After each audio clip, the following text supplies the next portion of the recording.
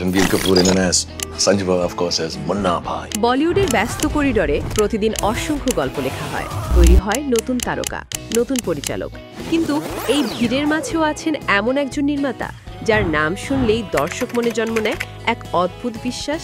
তিনি রাজকুমার হিরানি।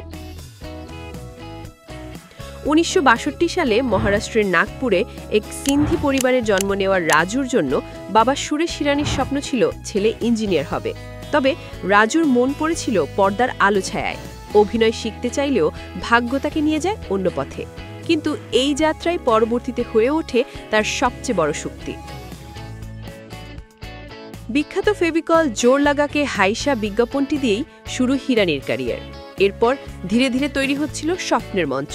2003 সালে হিরানির পরিচালক হিসেবে আত্মপ্রকাশ মুন্না ভাই MBBS দিয়ে। মুন্না সার্কিট দিনটি তৈরি করল জনপ্রিয়তার এমন ঢেউ যা আজও ফুরায়নি। এরপর লাগে রাহো মুন্না ভাই, 3 ইডিয়টস, PK, সঞ্জু প্রতিটি ব্লকবাস্টার সিনেমায় দিয়েছিল এক একটি নতুন চমক।